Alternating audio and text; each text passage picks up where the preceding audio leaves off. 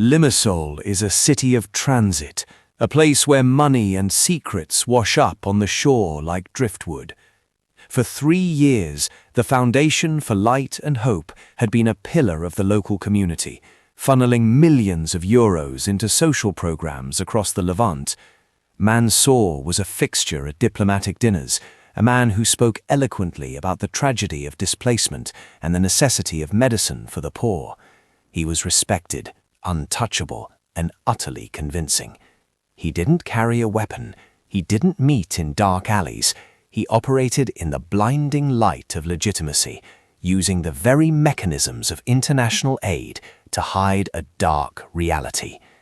Behind the polished facade of charity lay a sophisticated logistical artery for Hezbollah, a hidden bridge connecting Iranian funding to operational cells waiting for the signal to strike. The genius of the operation was its banality. Every shipment of grain, every crate of antibiotics, and every wire transfer for school supplies was a layer of camouflage. The enemies of Israel had learned that the best way to hide a wolf was to dress it in the robes of a shepherd and give it a pulpit from which to preach peace. The first thread was pulled not by a commando, but by a bookkeeper in Tel Aviv, with an obsession for statistical anomalies. It wasn't a sudden explosion or a defecting lover that gave Mansour away. It was a discrepancy in the price of powdered milk. The Foundation had purchased 3 tons of high-grade infant formula from a supplier in Belgium, but the shipping weight recorded at the destination in Beirut was 40 kilograms heavier than the manifest. 40 kilograms is the weight of a young child, or a very specific type of military-grade electronic component. Most analysts would have dismissed it as a clerical error, a rounding mistake in the chaotic bureaucracy of Middle Eastern ports. But the Mossad does not believe in mistakes, it believes in patterns. They began to look closer at the saint of Limassol. They didn't bug his phone immediately. They didn't follow him in black SUVs. Instead, they became the invisible air he breathed. They tracked his electricity usage, noted the specific brand of cigarettes he bought, and analyzed the frequency of his trips to a small bakery that didn't seem to sell much bread. One evening, Mansour stayed late at the office. Through a long-range thermal lens, he appeared as a glowing orange silhouette against the blue cold of the building.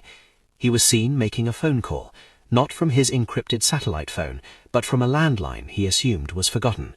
He spoke for 3 minutes. He didn't use names. He didn't talk about bombs or targets. He spoke about the weather in London and the health of a fictional aunt. But he used a phrase that set off an alarm in the basement of the Curia. He referred to a specific shipment as a gift for the uninvited guests. In the lexicon of Hezbollah's Unit 910, the uninvited guests were the operatives being smuggled across borders under the guise of refugees. The saint was not just a financier, he was a travel agent for terror. The ordinary detail of a weight discrepancy had led to the revelation of a human pipeline. The threat was no longer a theoretical shadow, it was a physical presence moving through the veins of the city, hidden inside the very trucks that were supposed to bring life. The investigation escalated with the quiet precision of a surgeon opening a chest cavity. The Mossad team realized that Mansour's charity was the central node for a network of front companies stretching from Hamburg to Dubai. They discovered that the Foundation's primary logistics officer was a man with 3 identities and a history of working with Iranian intelligence in the 90s. They watched as the charity's warehouse on the outskirts of the city received a delivery of medical refrigerators that were never sent to a hospital. Instead, they were moved at midnight to a nondescript villa with reinforced walls. The conspiracy was vast, deep, and terrifyingly efficient. It relied on the world's willingness to look away from a man doing good work. The agents involved in the operation knew that a single misstep would send Mansour into the wind, disappearing into the vast network of safe houses that Hezbollah maintained across the globe. They had to wait for the moment when the saint would expose the heart of the network. The moment came during a gala dinner held to celebrate the Foundation's 5th anniversary. Mansour was at his most charming. shaking hands with ambassadors and smiling for photographers. He looked like a man without a care in the world, the epitome of the successful humanitarian. But as he spoke to a wealthy donor from Qatar, he failed to notice a waiter who lingered a few seconds too long near his table. The waiter was not interested in the wine or the appetizers. He was planting a device no larger than a grain of rice in the lining of Mansour's jacket. For the next 6 hours, every whisper, every rustle of paper, and every heartbeat of the director was recorded and transmitted to a listening post in the hills. They heard him meet with a silent partner in the coat room. They heard the transfer of a digital key that contained the names of every sleeper cell in the Northern Command. The saint was finally holding the keys to the kingdom, and he had no idea he was being listened to by the very people he sought to destroy. The collapse of the network was not a loud affair. There were no sirens, no televised raids, and no dramatic shootouts in the streets of Limassol. It was a series of silent erasures. In London, a bank account was frozen. In Beirut, a warehouse caught fire due to a mysterious electrical fault. In a quiet apartment in Paris, a man went to bed and never woke up. The Mossad did not want a martyr. They wanted a ghost. Mansour arrived at his office the following Monday to find it exactly as he had left it, except for one thing. On his desk, next to his cardamom tea, sat a small leather-bound ledger. He opened it and felt the blood drain from his face. It was not his ledger. It was a detailed record of every cent he had ever stolen from the orphans, every weapon he had ever smuggled, and every lie he had ever told. On the final page was a single photograph, his own face, reflected in a mirror he hadn't known was there. The saint was dead, even if his heart was still beating. He was a man without a country, without a cover, and without a future.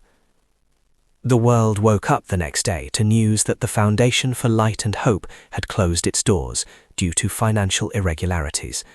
Abbas Mansour disappeared, a name scrubbed from the ledgers of history. The public saw a minor scandal involving a charity director who had perhaps been too greedy or too careless. They didn't see the war that had been fought in the silent spaces between the headlines. They didn't know about the shipments of death that had been diverted, or the cells that had been neutralized before they could draw their first breath. The investigation had proven that the most dangerous weapon was not a missile or a gun, but a man who could convince you he was your friend. Intelligence had won where force would have failed, peeling back the layers of a deception so thick it had fooled the world. But as the sun set over the Mediterranean, the watchers remained in their windowless rooms. They knew that for every Mansour they exposed, another was already standing at a pulpit, holding a Bible or a ledger, waiting for the shadows to grow long enough to hide the next move. The world is a stage, and the most dangerous actors are the ones who never miss a line. The threat is still there, moving in plain sight, waiting for someone to forget that the most beautiful flowers often grow in the darkest soil. Under the surface of our quiet streets, the invisible game continues, played by men who know that the only thing more powerful than a secret is the person who discovers it. In the end, there is no such thing as an ordinary person, and there is certainly no such thing as a coincidence. There are only those who watch, and those who are being watched, and the line between them is as thin as a whisper in a crowded room. The shadows are never empty, and the world is still full of invisible threats that move with the grace of a ghost and the intent of a killer. Keep your eyes open, for the person next to you might be saving the world, or they might be the one trying to burn it down.